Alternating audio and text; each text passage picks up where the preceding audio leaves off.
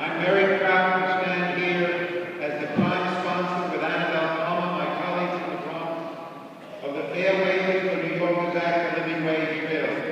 I want you to know that we have 29 sponsors in the council, more than a majority. Your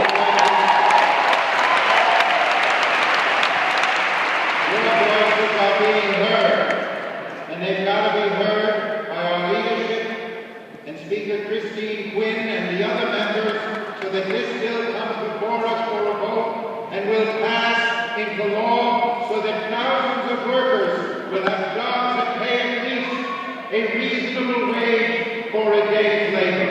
Yes! It is an honor for me to be here, and for all of you, members of the clergy and members of the public. And I want to thank you for coming to support this legislation. This legislation, as Stuart Applebaum, who has been a leader of this fight, just said, this legislation says that if millions of dollars, our dollars, are spent on public projects, those projects should provide jobs that provide at least a minimum standard of living. Absolutely! We don't pay taxes to only enrich big developers and leave behind the workers. Let me say that all over, not only this city, but all over this country, everyone is crying out against inequality, against disparities between the rich and the poor. The living wage bill is a small step, but an important step at reducing those disparities between the richest and the poorest. And we should be ashamed if we don't pass that bill in the city council.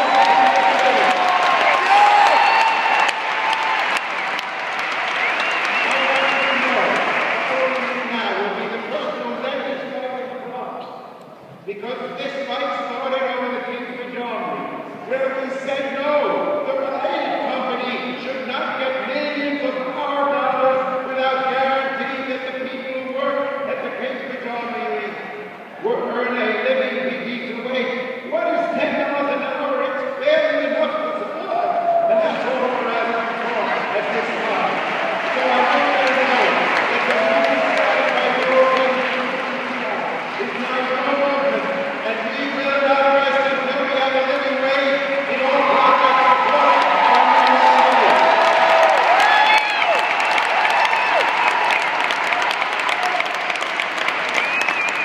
Good evening, everyone.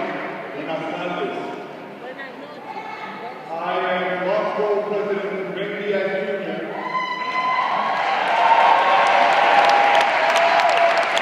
Presidente del Condado de la Salsa.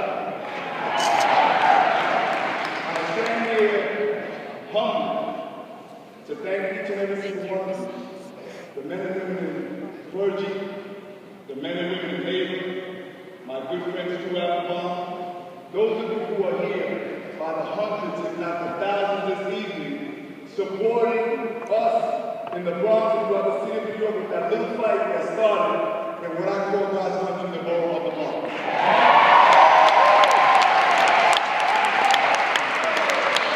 Ladies and gentlemen, damas y caballeros, this fight started because in the Bronx over the last 8 to 10 years, we've seen billions and billions of dollars in private and public investment, and yet we are still number one in poverty in every county in the state of New York. How do we reconcile? The fact of the matter is that here in the city of New York, we can't continue to do business as usual. The mayor and his administration plan to address poverty has simply failed, and something has to be done, and that's why we have to have the fair right now.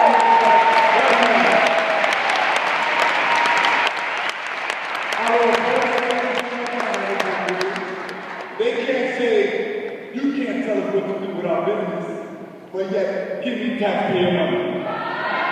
You can't have it both ways. They would not only have it so that we don't have a living wage, many of these folks want us to go back to the days of sweatshops.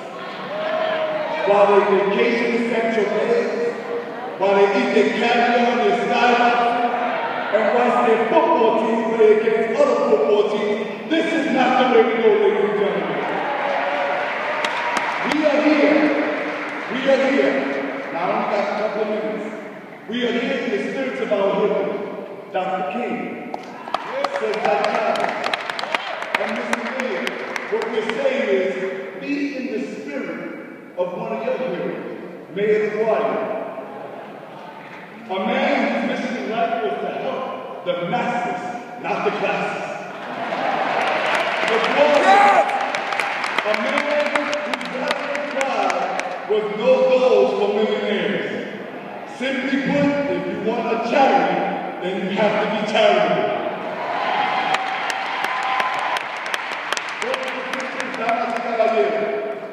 If nothing else, while we're here in this historic church, then we know that we're not afraid because what we're doing is God's work. And if you don't believe it, then just turn to the scriptures. You can turn to the book of James, chapter 5, verse 4, which reads, look, wages you fail to pay